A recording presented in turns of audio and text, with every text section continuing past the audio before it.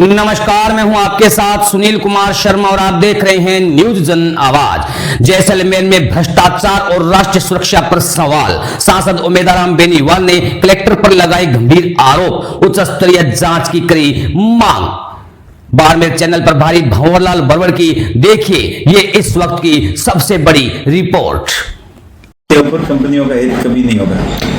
देखिए, लगातार खबरें आती हैं कंपनियों के द्वारा पेड़ कटाई की, चाहे वो बाड़मेर की बात करें, जैसलमेर की बात करें, लगातार इस तरीके की। तो इसको लेकर भी क्योंकि संसद में आपने अभी भी कुछ बाड़मेर की जो समस्याएं हैं वो उठाई है, तो इस मामलों को लेकर भी उठाया जाए। बिल्कुल, बाड़मेर की तमाम उन समस्याओं को, जो उन मुद्दों को जो जन हितैषी है, बाड़मेर जैसलमेर की जनता के हित में है, उन तमाम मुद्दों को मैं उठाता रहता हूँ और आगे भी उठाऊंगा। और इन विशेषकर सोलर कंपनियां जो लग रही है बड़े पैमाने के अंदर, वो कम से कम 25% जमीन उसी प्लांट के आसपास में रिजर्व करके वहाँ जितने छोटे मोटे पेड़ पौधे काटे हैं उनका रिप्लेसमेंट, और जितने पौधे वो काटते हैं उसके 10 गुना वृक्ष वहीं पे लगाएं, ताकि हीटवेव का खतरा नहीं हो, पर्यावरण को नुकसान नहीं हो।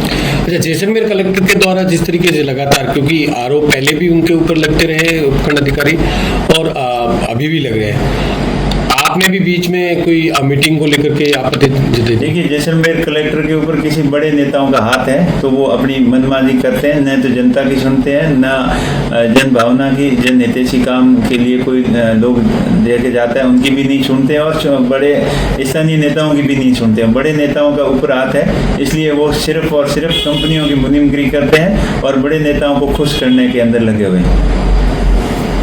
पोखरण मामले में आपने भी देखना होगा, तहसीलदार के द्वारा लगातार कुछ ऑर्डर शीट वगैरह इस तरीके के जिला कलेक्टर के ऊपर भी आरोप गंभीर लगाए, क्या कहना चाहिए? देखिए, जिला कलेक्टर जैसलमेर शुरू से ही विवादों में रहे हैं। पहले एसडीएम के साथ में उनकी नहीं बनी, एसडीएम के ऊपर आरोप लगाए और वो एसडीएम ने उन पर आरोप लगाए कि कानून के खिलाफ वो कार्रवाई करना चाह रहे हैं, ज़मीनों का हस्तांतरण करना चाह रहे हैं और कंपनियों के मुनीम बने हुए हैं बिल्कुल, और सरकार के काम पर कम ध्यान देकर कंपनियों के काम पे ज़्यादा उनको चिंता रहती है। अभी तहसीलदार के साथ भी ऐसी घटना हुई और उनको एपीओ किया पहले, फिर उनको निलंबन के आदेश निकाले। उनके ऊपर अनलीगली दबाव बनाया जा रहा है कि आप कैसे भी करके कंपनियों के खाते के अंदर ज़मीनों का हस्तांतरण करो।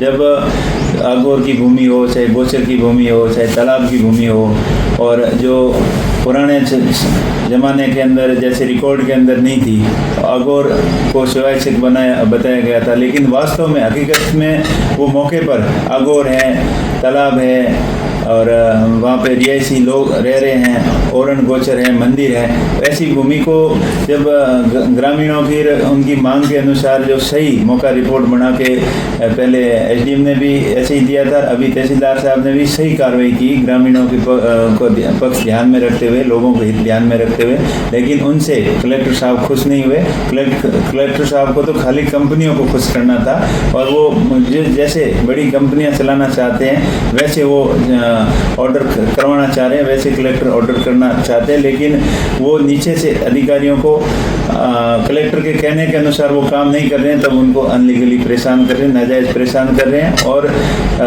डिफेंस की ज़मीन भी उन्होंने नहीं बख्शी और सेंसिटिव एरिया है, बॉर्डर का एरिया है, यहाँ सीलिंग एक्ट का भी उल्लंघन किया जा रहा है। इससे पहले इधर रामसर के एसडीएम के ऊपर भी इसी तरीके के आरोप लगे थे और बिना परमिशन के सीलिंग एक्ट का उल्लंघन करते हुए हजारों बीघा जमीन कंपनी के खाते में उन्होंने रजिस्ट्री करवा दी या हस्तांतरण कर दी।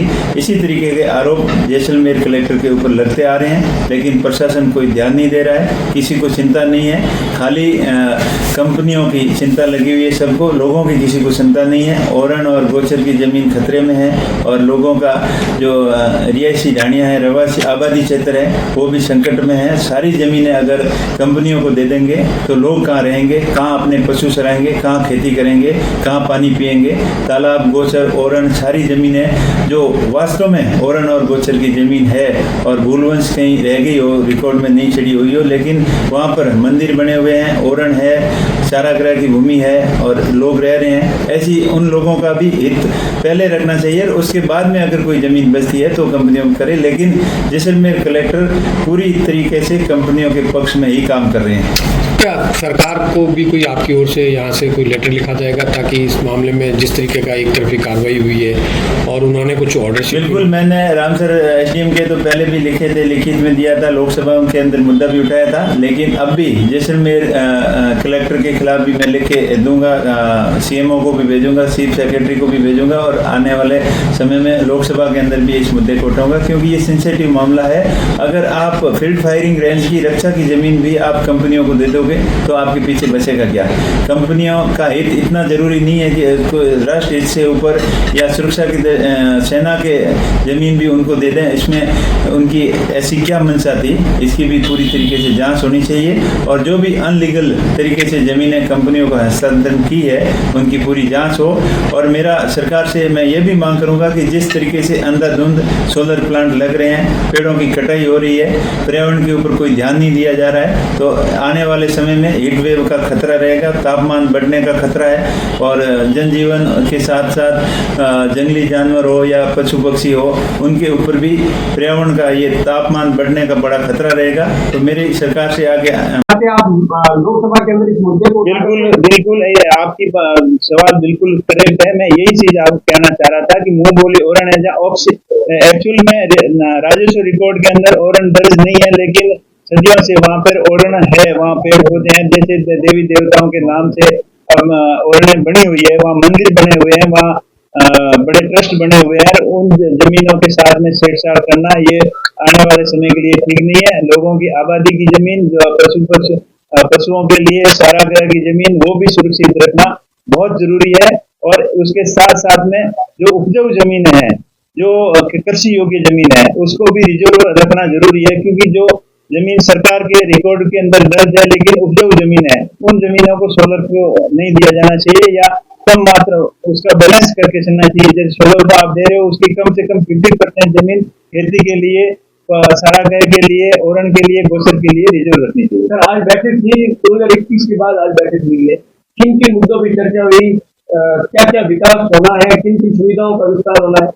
आज डीएमएफटी की मीटिंग थी, जिसके अंदर डिस्ट्रिक्ट मिनरल जो पैसे आ रहे हैं उनका जो पिछले 4 साल से इसकी मीटिंग नहीं हुई, तो उसकी संबंधित मीटिंग थी। उसमें ये डिसीजन लिया गया कि जहाँ अब सरकारी स्कूल हैं, स्कूलों के भवन ज्यादातर क्षतिग्रस्त हैं और सार्वजनिक हित के कामों के अंदर वो पैसे लगे।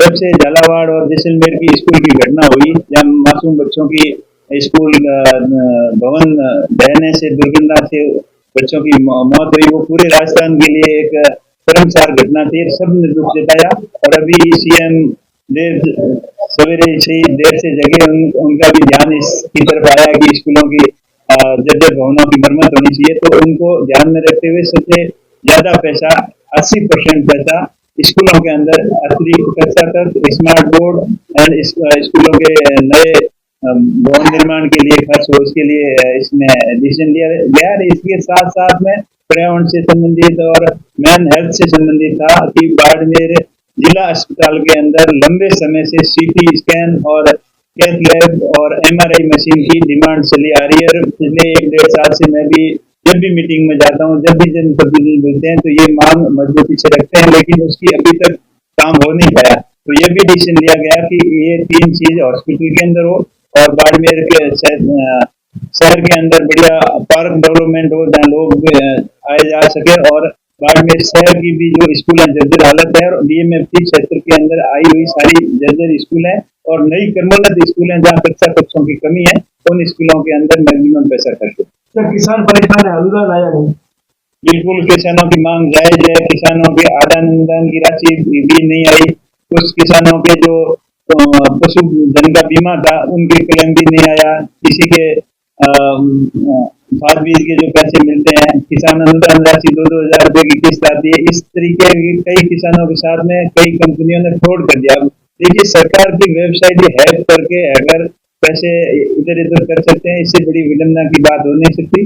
इसका मामला कि मेरे कई साथी सांसदों ने पार्लियामेंट में भी रखा कि आजकल साइबर ठगी हो रही है उसको कंट्रोल करने के लिए पुख्ता कदम उठाए जाएं। और सरकार से हम लगातार मांग करते आए हैं कि जो किसानों के फसल बीमा क्लेम के पैसे हो, चाहे आदान अनुदान की राशि हो, चाहे किसान समर्थन राशि हो, पूरे पैसे समय पर किसानों को मिले। इसके लिए सभी अपनी जिम्मेदारी महसूस करते हुए इसके ऊपर काम करें। और फार्मर में पिस्टल लाइसेंस का भी करता हूँ, क्या कुछ देखिए, पिस्टल लाइसेंस ये सीमावर्ती एरिया है, सेंसिटिव एरिया है, जहाँ जो वाकई में जिन आदमियों को इसकी जरूरत है उन्हीं को गहनता से जांच करके देना चाहिए। जिन लोगों के ऊपर आपराधिक मुकदमे हैं, जो आदतन अपराधी लोग हैं, ऐसे लोगों को बिल्कुल हथियार नहीं देना चाहिए और जो कैपेबल नहीं है उनको भी नहीं देना चाहिए। मेरे सुनने में आया है कई लोग आर्थिक रूप से उसके हथियार के रखने के काबिल भी नहीं है और रख रखाव भी नहीं रखते, ऐसे लोगों को भी दे दिए। कुछ ऐसे लोग हैं जिनके ऊपर दर्जनों मुकदमे हैं, ऐसे लोगों के भी लाइसेंस अप्लाई आए हुए हैं, उसके ऊपर विचार विमर्श चल रहा है। मेरी पिछली बार कलेक्टर साहब से बात हुई थी तो उनको मैंने स्पष्ट निर्देश दिया था कि जो जनरल लोग हैं और आपराधिक रिकॉर्ड जिनका नहीं है, साफ सुथरी छवि है और जो कैपेबल है, उनको ही आप हथियार का लाइसेंस दें, अनलीगल लोगों का हथियार नहीं दें। ऐसा हुआ है कि अभी मेरे कुछ पुख्ता जानकारी नहीं है, पर कुछ लोगों की शिकायत आई है तो मैंने कलेक्टर साहब को पहले, आज की बात नहीं हुई लेकिन पहले एक बार में जब व्यक्तिगत मिला था तब मैं बोला था कि जो जिन लोगों को वाकई में जरूरत है, जिनको किसी से खतरा है और वो अपराधी प्रवृत्ति के लोग नहीं है, उन लोगों को ही हथियार का लाइसेंस मिले।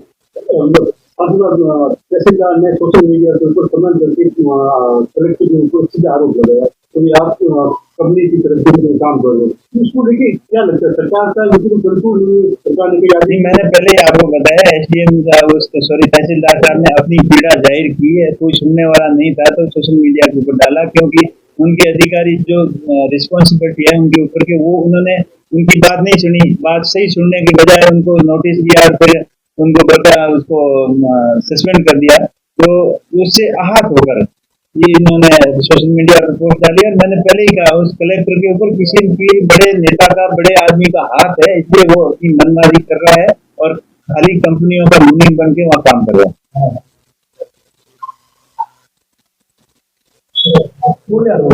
सर्टिफिकेट दिए जाते हैं कि यहाँ पे पेड़ था ही नहीं, अगर थोड़ा बहुत कोई शिफ्टिंग या कटिंग का होता है तो ये सर्टिफिकेट दे देते कि हमने फला जगह फला कचरे में इतने पेड़ लगा दिए।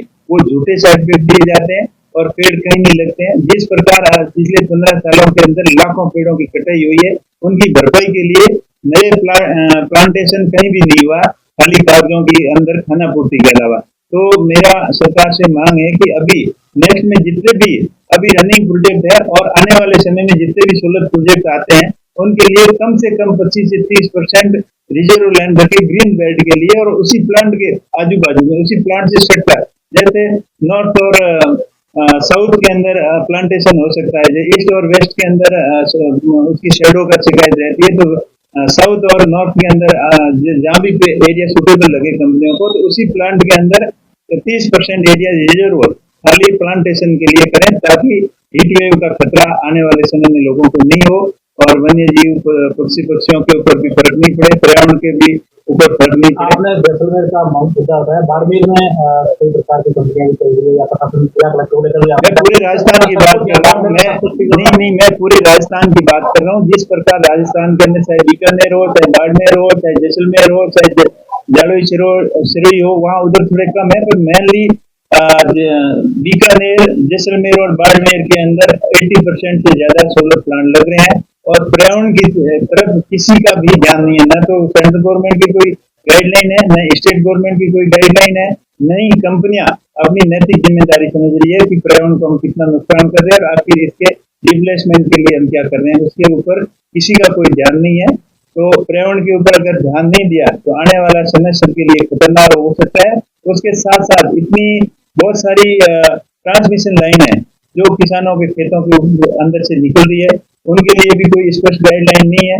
किसानों के साथ में मजबूरन उनको बाध्य किया जाता है कि आप कंपनियों को ट्रांसमिशन लाइन लगाने दो। प्रशासन कंपनियों का फेवर ज्यादा करता है, किसान की नहीं सुन रहा है। अभी मेरे पास रोज कम से कम 8-10 फोन आते हैं कि आज भी कई फोन आए थे। आज रेतीव के अंदर एक घर के अंदर एक ढाणी है, उसके अंदर वो टावर खड़ा कर रहे हैं और वो मना करने के बावजूद उसकी सहमति के बिना जबरदस्ती उसको बिना कंपनसेशन दिए, बिना मुआवजा दिए उसके घर के अंदर टावर लग रहा है। तो इस तरीके की घटनाएं बहुत ही चिंताजनक है। कंपनियों का काम भी होना चाहिए, साथ साथ में लोगों के अधिकारों का हनन नहीं होना चाहिए और उनके साथ में जबरदस्ती उनके खेतों के अंदर टावर नहीं लगे। अगर लग रहा है तो उन्हें उचित मुआवजा मिले, ये मेरी मांग। तो ये जो सारी चीज आप बता रहे हैं साहब, ये सारा जो मामला जब से सोलर बाड़मेर में शुरू हुआ तब से हर नेता जनप्रतिनिधि जो इस मामले में आवाज उठाता है वो सिर्फ प्रेस कॉन्फ्रेंस तक सीमित है और बार बार उसको ये कहना पड़ रहा है कि उनकी सुनवाई नहीं हो रही। तो क्या असल में ये स्थिति है कि जनप्रतिनिधियों की सुनवाई कंपनियों के सामने कुछ भी नहीं हो रही? बिल्कुल, जनप्रतिनिधियों की सुनवाई कुछ नहीं हो रही है। खाली सरकार के इन्वेस्टर की तरफ उनको बढ़ावा देने के नाम पर उनको सब कुछ खुली छूट दे रखी है जितनी नहीं होनी चाहिए, क्योंकि अगर पर्यावरण की तरफ ध्यान नहीं दिया तो आने वाले समय में सबके लिए ये बड़ा खतरा हो सकता है।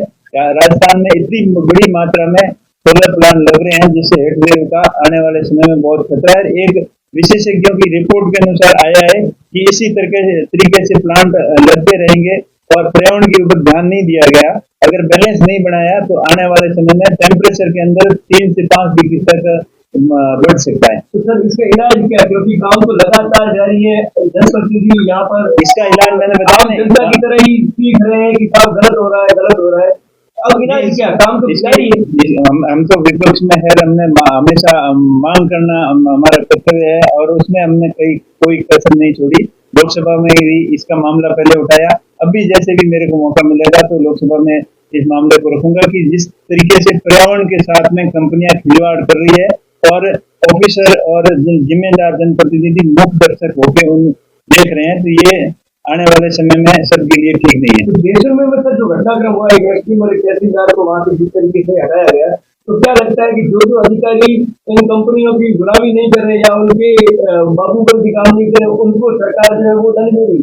बिल्कुल सही है, ये तीसरी बड़ी घटना है। उससे पहले 2 ट्रैप हुए थे, एक एसडीएम और एक अधिकारी और था रेवेन्यू डिपार्टमेंट का, 2 ट्रैप हुए थे और उसके बाद में फिर एसडीएम पोखरण के ऊपर आरोप लगे थे, दबाव था कि उन दबाव के अंदर उन्होंने काम नहीं किया तो उनको यहाँ से हटा दिया। अब तीसरी घटना हुई है कि तहसीलदार को पहले 17 सीसी का नोटिस दिया, अब एपीओ किया और इस बात पे किया कि वो कोई अवैध कब्जा जो कंपनी वाला करना चाह रहे थे उसको खाली कराने के लिए वो जा रहे थे। तो इससे कलेक्टर साहब नाराज हो गए और ऊपर के अधिकारी भी उनसे नाराज हो गए कि वो जनता के हित में काम नहीं करके खाली कंपनी के हित के अंदर काम करे। इस तरीके का दबाव काफी पिछले 1 साल से कलेक्टर की तरफ से नीचे के अधिकारियों के ऊपर बनाया जा रहा है और कलेक्टर सिर्फ और सिर्फ कंपनी के हितैषी बनकर कंपनी के मुनीम टाइप बन के काम कर रहे हैं। जैसा आप कह रहे सरकार बनी और सरकार जब एक हो चुकी है, अब क्या जनता और जनप्रतिनिधि अकेले पड़ गए, अब सड़क पर आंदोलन देखा जाएगा भविष्य रणनीति क्या है? जनप्रतिनिधियों की ये हमेशा से मांग रही है कि जनता के हित के काम हो और अगर इसलिए अब मामला काफी ऊपर उठ गया है, जब पानी नाक से ऊपर उठता बढ़ता है तब उस जनता को मजबूरन आंदोलन के लिए मजबूर होना पड़ेगा और सड़कों के ऊपर आना पड़ेगा। सड़कों पर विरोध कर उनके खिलाफ मुकदमे और उनको जेल में डाल रहे हैं। कितने डालेंगे? आखिर जनता के सामने बड़ी बड़ी ताकतों को झुकना पड़ा है। ये इस सरकार को, अधिकारियों को, कंपनी वालों से जो प्रेस कॉन्फ्रेंस कर रहे हैं, क्या कुछ कहना चाहिए? देखिए, जैसलमेर जिले के जिला कलेक्टर के ऊपर कई बार आरोप लगे हैं।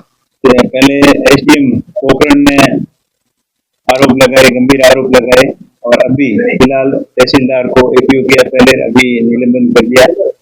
तहसीलदार जो अवैध अतिक्रमण हटाने के लिए गए तो उससे कलेक्टर साहब नाराज हो गए, क्योंकि कलेक्टर साहब के कंपनियों के साथ में, प्राइवेट कंपनियों के साथ में बड़ी साठगांठ है और इसकी शिकायतें पहले भी कई बार आई।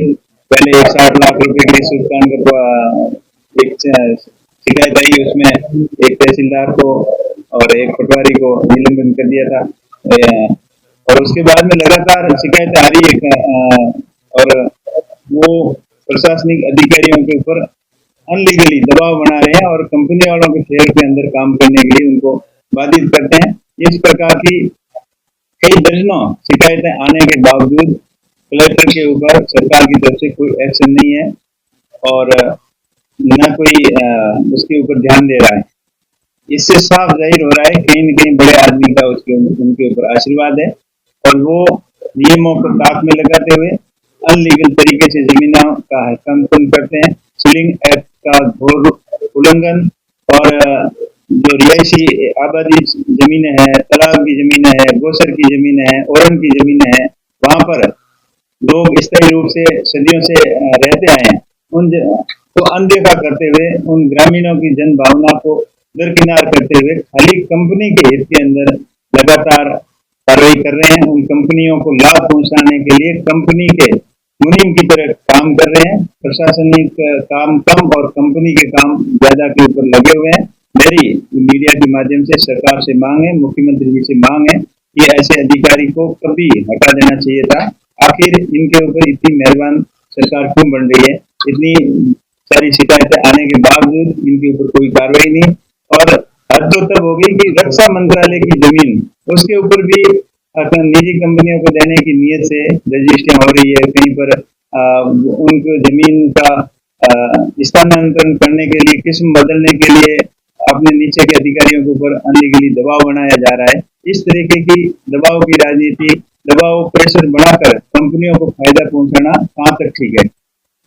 मेरा सरकार से मांग है कि ऐसे अधिकारियों के खिलाफ कार्रवाई करी जाए। पहले रामसर के एसडीएम के ऊपर भी गंभीर आरोप लगे। या बॉर्डर सीमांत एरिया है, सुरक्षा की दृष्टि से सेंसिटिव एरिया है और यहाँ पर आने जाने के लिए परमिशन लेनी जरूरी होती है। फिर भी उन सभी नियमों को ताक में रखकर सीलिंग एक्ट के का भी उल्लंघन करके हजारों बीघा जमीन अनऑथराइज तरीके से कंपनियों के फेवर में कर रहे हैं।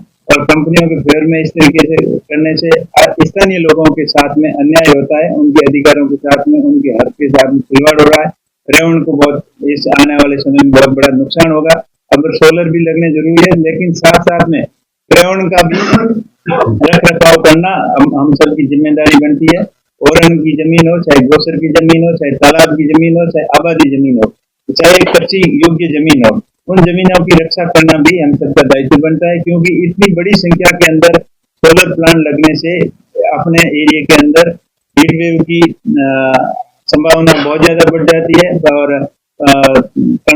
टेम्परेचर कंट्रोल नहीं कर पाएंगे और ज्यादा सोलर प्लांट लगने से टेम्परेचर बढ़ने का खतरा है। और जिस प्रकार सोलर प्लांट पेड़ों की अंधाधुंध कटाई कर रहे हैं, वो उनके बदले के अंदर प्लेसमेंट जो होना चाहिए, नए पेड़ पौधे लगाने चाहिए, नया एरिया डेवलपमेंट करना चाहिए, ग्रीन बेल्ट बनाना चाहिए, उसकी तरफ किसी का ध्यान नहीं है। आपकी प्रेस मीडिया के माध्यम से मेरी सरकार से मैं ये भी मांग साथ में करूंगा कि जिन कंपनियों को जमीनें अलॉट कर रहे हैं, उनके अंदर कम से कम, चाहे प्राइवेट जमीन हो या सरकारी जमीन हो, 25% एरिया ग्रीन बेल्ट वहीं उसी जगह पर डेवलपमेंट करवाए, ताकि आने वाले समय में पर्यावरण को खतरा नहीं हो, तापमान बढ़ने का खतरा नहीं हो। अगर उनके ऊपर पाबंदी नहीं लगाएंगे तो वो वैसे ही झूठे घोषणा पत्र दे देंगे कि हमने ग्रीन बेल्ट डेवलपमेंट दूसरी जगह कर दिया है, लेकिन हमें क्या पता। और अगर अपने एरिया के अंदर ग्रीन बेल्ट डेवलप नहीं करेंगे, दूसरी जगह करेंगे, तो अपने को क्या फायदा है? इस वजह से यहाँ पर हजारों मेगावाट सोलर प्लांट लगे हुए हैं और कई हजार और लगने वाले हैं। इसी तरीके से अंधाधुंध पेड़ों की कटाई होगी। जैसे खेजड़ी अपना राष्ट्रीय वृक्ष है, उनकी रक्षा करना हम सबका दायित्व है, कर्तव्य है, तो उसकी भी अंधाधुंध कटाई हो रही है। तो खेजड़ियों की तो कम से कम उसकी जितनी जमीन आती है वो रिजर्व रहे, उनको काटे ही नहीं, उनकी उससे सोलर प्लांट कंपनियां ज्यादा जमीनें ले लें और बाकी जैसे छोटे पेड़ पौधे हैं उनको दूसरी जगह शिफ्ट करे। और शिफ्ट करने होने लायक नहीं है तो एक पेड़ के बदले 20 पेड़ कम से कम उसी जगह पे लगाए, उसी प्लांट एरिया में लगाए। जैसे 1000 एकड़ जमीन वो प्लांट के लिए ले रहे हैं, तो उसके लिए 1300 एकड़ जमीन ले और 300 एकड़ कम से कम रिजर्व रखे ग्रीन बेल्ट के लिए, पर्यावरण के लिए। क्योंकि इसकी तरफ अगर ध्यान नहीं दिया, अपन खाली सौर ऊर्जा को बढ़ावा देने के लिए, विद्युत संकट को कम करने के लिए ये काम करते रहेंगे, तो पर्यावरण को आने वाले समय में बड़ा खतरा होगा। उसके साथ साथ पर्यावरण के वन्य जीव जंतुओं को भी खतरा होगा और मानव जीवन पे भी ये संकट आ सकता है। जब आप खुद सोलर का जब यहाँ पे काम कर रहा था, तो क्या लगता है आपको, क्या टेक्निकली कमियां जो है वो अभी फिलहाल जो कंपनियां कर रही है, क्या सुधार और करने की सरकार नहीं कर रही है? ये सुधार मैं कह रहा हूँ ना, पर्यावरण की तरफ बिल्कुल ध्यान नहीं दिया जा रहा है। आज से 15 साल हो गए सोलर प्लांट लग रहे हैं, फिर उनसे सर्टिफिकेट लिए जाते हैं कि यहाँ पे पेड़ था ही नहीं,